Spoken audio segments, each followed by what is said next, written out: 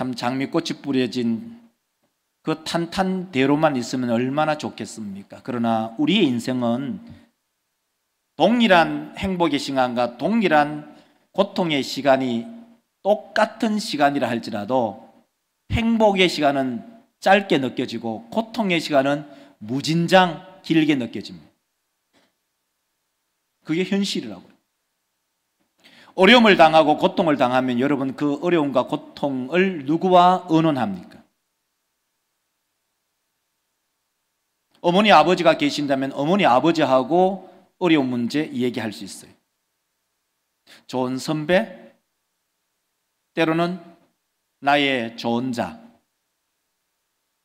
여러분의 인생을 살아가면서 여러분이 특별히 여러분의 좋은 자로 삼고 있는 분이 누구신가요? 없다면 사실 인생이 좀 칙칙한 거예요. 우리 믿음의 권속들 상담하기 있어서 어떤 상담가가 있다면 내담자가 옵니다. 상담을 받으러 오는 거죠. 그러면 이 상담을 하는 이 사람은 그 내담자의 정신적인 스트레스나 쓰레기를 상담가가 다 받게 돼 있어요. 왜요? 공감하고 그 사람의 입장을 들어줘야 되기 때문에. 그러면 이 상담자도 아무리 훌륭한 상담자라 하더라도 이 상담자에게는 영혼의 쓰레기가 점점 쌓여요. 왜? 내담자가 와서 쓰레기 봉투를 이 상담자에게 던지고 가고 하기 때문에. 그러면 이 상담자는 어떻게 해야 되느냐? 또 다른 상담자가 있어요. 그거를 가리켜서 슈퍼바이저라고 해요. 그 슈퍼바이저에게서 자기의 마음을 다시 털어놓고 스트레스를 풀고 상담을 하게 돼 있어요. 우리 믿음의 권속들은 인생을 살아가면서 여러분의 고통, 고민, 어려움을 누구와 상담하고 또 누구의 조언을 받으며 인생을 살아갑니까? 오늘 본문 말씀이 그 이야기를 하고 있어요. 그러면 오늘 본문 말씀은 시편이니까 시편의 그 구성과 구조를 우리가 한번 볼 필요가 있죠. 표를 딱 보면 뭐 간단합니다. 표를 보세요. 자, 시편은 한 권으로 되어 있다 하면 큰일 나는 얘기예요. 시편이 한 권이라고 얘기하는 것은 시편을 전혀 읽어보지도 않고 시편을 넘겨보지도 않은 사람이에요. 시편은 5권으로 되어 있어요. 제가 1권 하면 1-41 이렇게 읽겠습니다. 자, 1권, 그렇죠. 2권, 그렇죠. 3권, 4권, 5권, 그렇죠. 이렇게 되어 있어요. 시편은 5권으로 되어 있고 그 5권이 1편부터 41편이 1권이고 2권은 42편부터 72편이고 3권은 73편부터 89편이고 4권은 90편에서 106편이고 5권은 107편부터 끝까지 가면 150편까지다 라고 되어 있어요. 왜 시편이 5권으로 되어 있느냐? 여러분 아시죠? 시편이 5권으로 된 이유는 하나님께서는 모세에게 5권을 줬잖아요. 그 책이 뭐죠? 모세오경이잖아요. 모세오경을 받은 하나님의 화면 전환. 모세오경을 받은 이스라엘 백성들이 하나님의 말씀대로 살아가 보니까 거기는 희노애락이 다 있더라. 그러면서 하나님의 은혜를 찬양하고 때로는 자기의 고통을 막 탄원하고 막 네, 하나님 너무 힘듭니다. 죽을 것 같습니다. 하면서 막 탄원하고 때로는 다른 사람이 나를 괴롭히니까 막 억울하잖아요. 억울하니까 자기의 속을 하나님께 막 털어놓는 거예요. 우리 사람 믿음의 성도들 시편이 이러한 것들로 되어 있어요. 이게 바로 시편의 구조이죠. 근데 우리는 오늘 본문이 어디예요? 시편 16편이죠. 16편은 어디에 속하냐면 제1권에 속하고 있어요. 그리고 이 시편의 그 첫 번째 그 표제어가 뭐냐면 다윗의 믹다, 이렇게 돼 있잖아요. 다윗의 믹담이라면 다윗의 교훈. 이거 다르게 말하면 이런 거예요. 다윗이 인생을 살아가 보면서 하나님의 도움을 받았고, 그리고 그 도움을 받아서 자기의 인생을 살아간 이후에 내 주변에 있는 사람들에게도 조언하면서 이렇게 살아가자 하는 다윗의 신앙의 노래가 바로 시편 16편이다, 이런 말이에요. 그래서 표제어를 다윗의 믹담, 그걸 다르게 말하면 다윗이 교훈하는 시, 다윗의 교훈, 이렇게 번역할 수가 있어요. 그래서 오늘 본문 말씀을 가지고 큰 제목이 바로 이렇게 되어 있어요. 왜 이렇게 이게 나오죠? 자, 큰 제목부터 보여주시면, 자, 나에게 좋은 자가 있는가? 한번 따라 합시다. 나에게 좋은 자가 있는가? 여러분에게 좋은 자가 있습니까? 여러분 인생을 살아가면서 여러분에게 좋은 자가 있냐, 이런 말입니다. 엄마 아버지가 있으면 엄마 아버지에게 내 어려움을 얘기하면 엄마 아빠가 나한테 조언해 줄 수 있어요.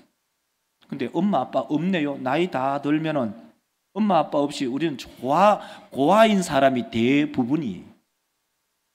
내 인생을 살아가면서 내 인생의 문제를 도대체 누구와 상담하고 누구의 조언을 받으며 살아갈 것인가? 이것은 우리 인생을 살아가면서 큰 문제입니다. 여러분, 비가 오면은 어디에 피해야겠습니까? 우산 아래로 피해야 됩니다.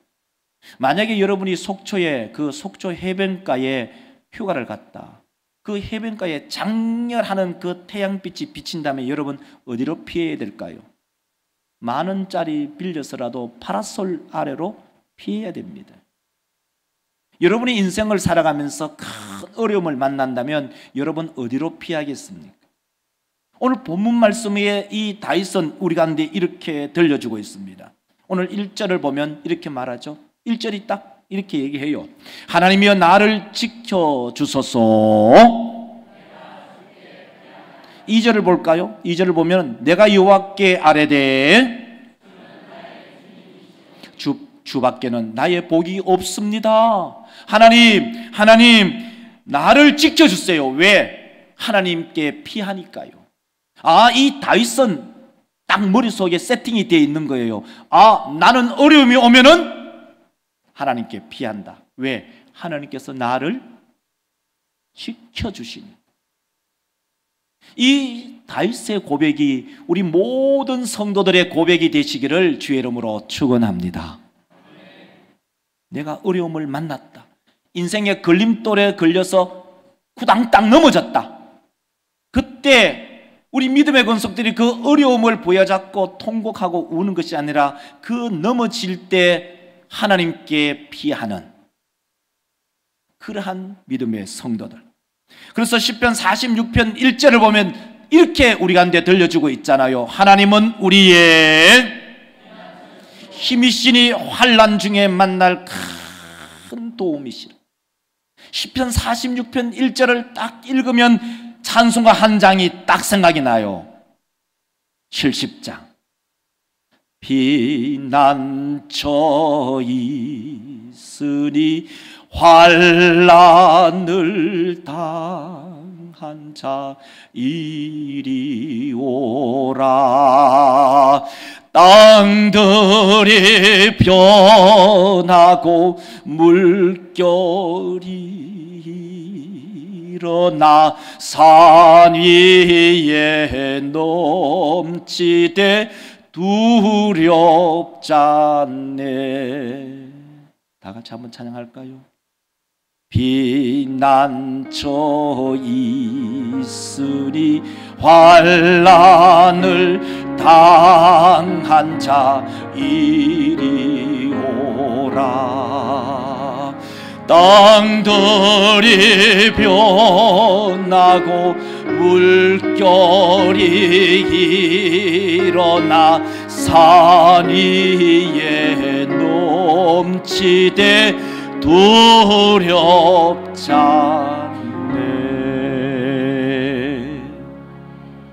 할렐루야. 시인의 고백이 우리 모든 성도들의 고백, 피난처 있는데 우리가 어디로 피하겠습니까? 우리의 인생의 어려움을 만나고 장애물을 만났을 때 우리 모든 믿음의 권속들이 우리의 피난처 되시는 하나님 앞에 나아가시기를 주의 이름으로 축원합니다. 시인은 왜 하나님께 피하라고 권면할까요? 성도들아, 하나님께 피해라, 하나님께 피해라라고 왜 시인은 그렇게 말할까요? 그 이유가 무엇일까? 하나님은 우리의 복의 근원이 되시기 때문이에요. 5절을 읽어 한번 볼까요? 5절 보세요. 여호와는 나의 이시니 나의 지키시나이다.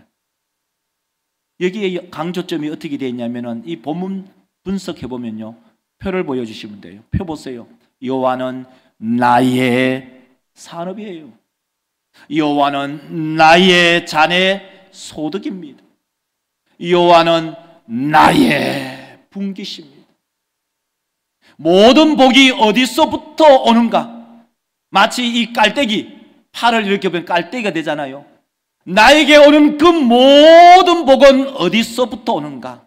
바로 하나님으로부터 오는구나.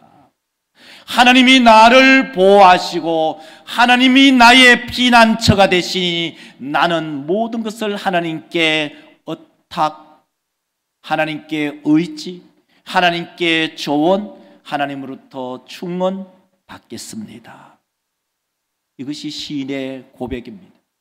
이 고백이 시인의 고백만 되는 것이 아니라 목사의 고백이 되고 우리 모든 성도들의 고백이 되시기를 주의 이름으로 축원합니다.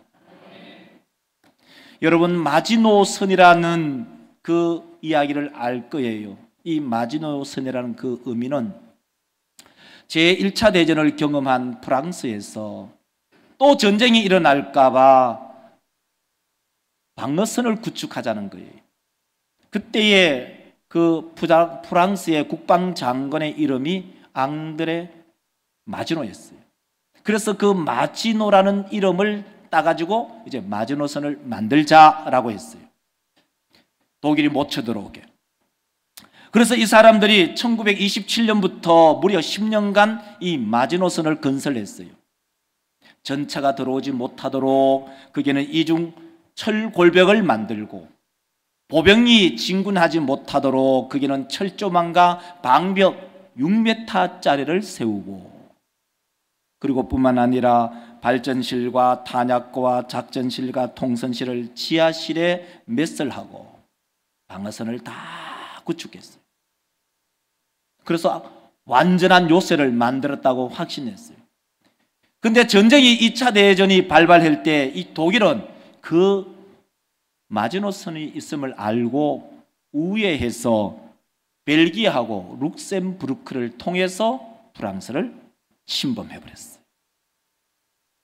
그래서 이 마지노선을 만든 사람들의 고백이 뭐냐면은 마지노선이 방어벽이 되는 것이 아니라 우리의 국가의 방어선은 오직 하나님이시다 하는 것을 고백할 수밖에 없었어요.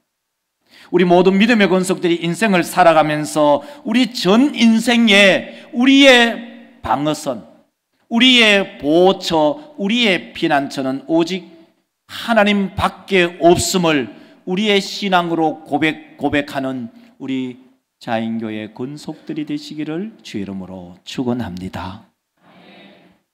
다윗은 전 인생을 살아가면서 하나님은 나의 좋은 자입니다. 하나님은 나의 후원자입니다. 하나님만이 나의 피난처입니다 라고 고백한 시가 오늘 시편 16편, 다윗의 시편이지만 목사의 시편이 되고 우리 모든 성도들의 노래 시편이 되시기를 주의 이름으로 축원합니다. 두 번째로는 하나님을 의지하는 원동력은 어디에서 나오는가입니다. 이 시편, 다시 말해서 이 다윗이 하나님을 의지하는 그 원동력이 어디서 나왔느냐 하는 것입니다.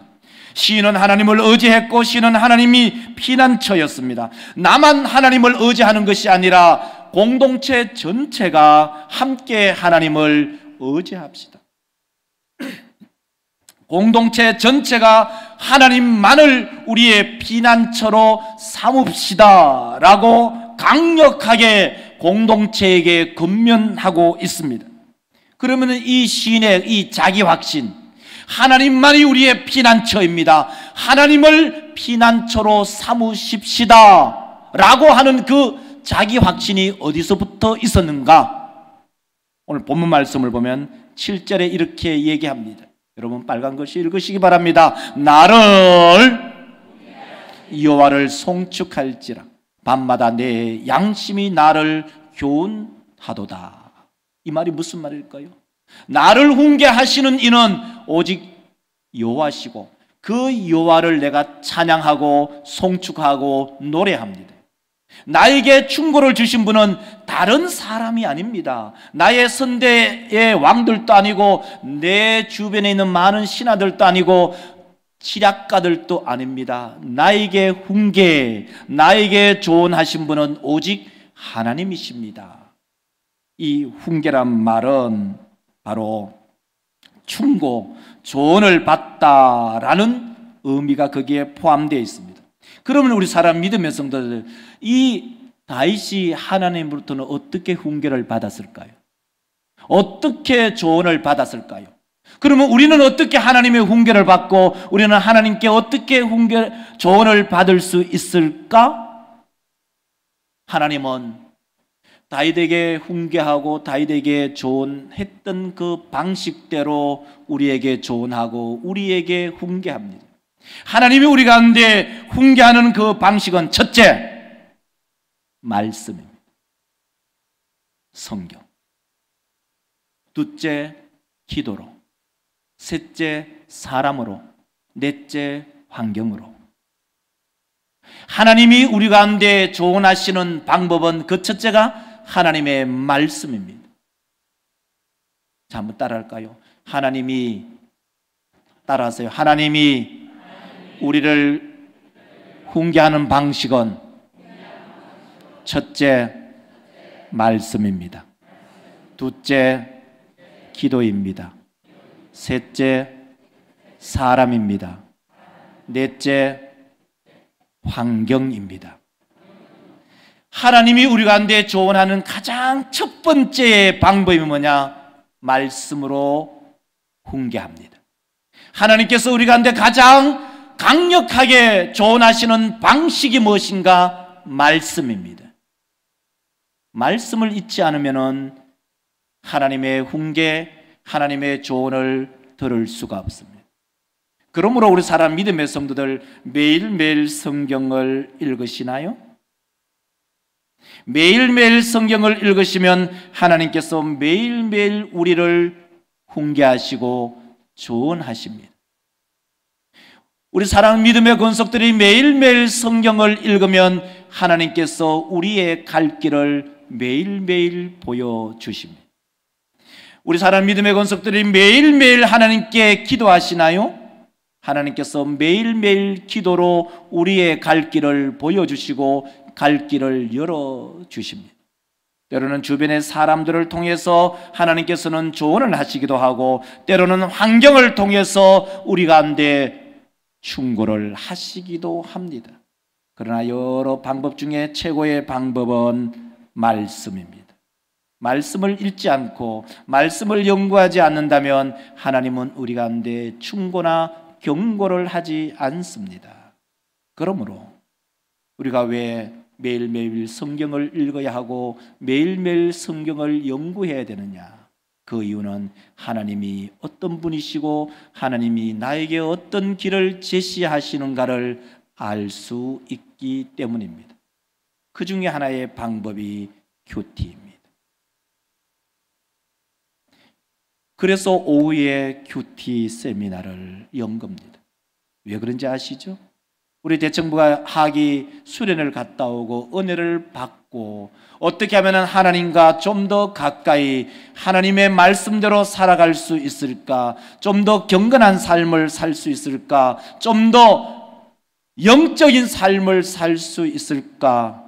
라는 그 영적인 열망이 왔어요. 그래서 어떻게 하면 하나님과 더 가까이 할 수 있을까? 그래서 큐티를 하고자 하는 거예요. 그래서 큐티 강사 도종원 목사님을 섭외해서 오늘 오후에 함께 하나님의 말씀을 어떻게 볼 것인가, 하나님께서 어떻게 우리에게 말씀하시는가를 배워나가는 그 시간을 갖게 되었습니다.